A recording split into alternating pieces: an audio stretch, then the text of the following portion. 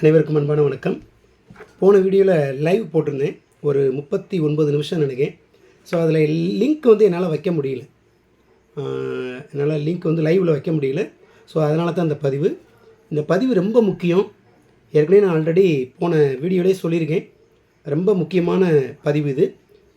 லிங்க்கை ஃபுல்லாக இதில் வைக்கிறேன். உங்களுக்கு தேவையான 2 மார்க்ஸு 5 மார்க்ஸு பகுதி வாரியாக, வரலாறு, புவியியல், குடிமியல், பொருளியல் வாரியாக, சரிங்களா?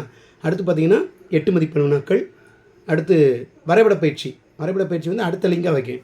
எல்லா மாணவர்களும் இது நல்லா பார்த்துக்கோங்க. 8க்கு வரைபட பயிற்சியை பொறுத்தளவு 8 + 5 13 மார்க்குக்கு 10 மார்க் டெஃபினட்டாக சொல்லலாம்.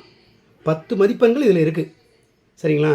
அது மாதிரி நான் போடக்கூடிய அந்த பிடிஎஃப் வடிவில் போடக்கூடியதை முழுமையாக பார்த்துட்டிங்கன்னா வாங்கிடலாம் மதிப்பெண்கள். இதுக்காக ப்ராக்டிஸ் பண்ணிடுங்க. உங்கள் ஆசிரியர் இதையும் தாண்டி நிறைய சொல்லி கொடுத்துருப்பாங்க.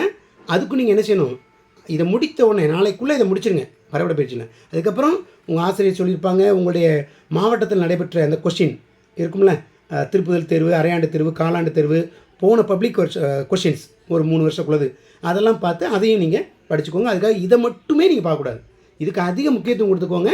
அது போக மற்றதையும் பார்த்துக்கோங்க. கண்டிப்பாக வரைபட பயிற்சியில் முழு மதிப்பெண்களை வாங்கலாம். அதேமாதிரி 5 மார்க் 8 மார்க் 2 மார்க் கட்டாயம் வேணால் ஒரு 14-15 இதில் இருக்கும். அதுக்கும் நான் பிடிஎஃப் வடிவில் 3 லிங்க் கொடுக்கேன் அடுத்தடுத்து. அதுவும் பிடிஎஃப் வடிவில் இருக்கும். அதை நீங்கள் கிளிக் பண்ணிங்கன்னா எனக்கு மெசேஜ் வரும், நான் கிளிக் பண்ணுவேன், நீங்கள் டவுன்லோட் பண்ணிக்கலாம், சரிங்களா? வராதவங்க எனக்கு கால் பண்ணி பேசுங்க. இந்த லிங்க்கில் அந்த டிஸ்கிரிப்ஷனில் 3 லிங்க் வைக்கேன், என்னுடைய செல் நம்பரும் கொடுக்கேன், கான்டாக்ட் பண்ணி பேசிக்கலாம். தேர்வில் அதிக மதிப்பெண்களை பெறணும். இன்னும் 2 நாட்கள் இருக்குது. இந்த 2 நாளும் உங்களுடைய கவனம் ஃபுல்லாக படிப்பில் இருக்கணும், சரிங்களா? உங்களுடைய ஆசிரியர் என்ன சொல்கிறாங்களோ அதை ஃபாலோ பண்ணுங்கள். டயத்தை வேஸ்ட் பண்ணாங்க. மேப்லாம் குறித்து பாருங்கள். அதுமாதிரி காலக்கூட வரைஞ்சி உங்கள் ஆசிரியர்கிட்ட காட்டுங்க. 2 மார்க்லாம் ஒப்பிச்சு பாருங்கள். எழுதி பார்க்கறதுக்கு நேரம் பத்தாது. 5 மார்க்லாம் ஸ்லோலனஸ்க்குன்னு சொல்லியே 5 மார்க் இருக்குது.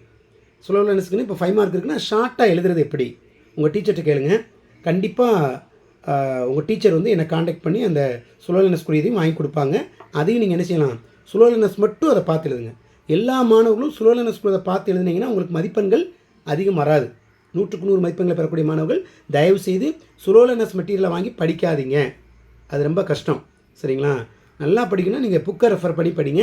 8 மதிப்பெண்களும் நல்லா மார்க் வாங்கிடலாம். ஸோ அந்த லிங்க்கை ஃபுல்லாக நான் அடுத்தடுத்து கொடுக்குறேன், என்னுடைய நம்பரையும் கொடுக்குறேன். ஸோ என்ன டவுட்னாலும் நீங்கள் காண்டாக்ட் பண்ணி பேசலாம். ஸோ லிங்க்கை பார்க்க மறந்துடாதீங்க, டிஸ்கிரிப்ஷனை பாருங்கள். வாழ்த்துக்கள். அடுத்த பதிவில் சந்திப்போம். அனைத்து மாணவர்களும் 100க்கு 100 மதிப்பெண்களை இந்த ஆண்டு அரசு பொதுத் தேர்வு சமூகவியல் பாடத்தில் பெறணும். எல்லா மாணவரும் தேர்ச்சி அடையணும். அதுதான் என்னுடைய இலக்கு. நன்றி.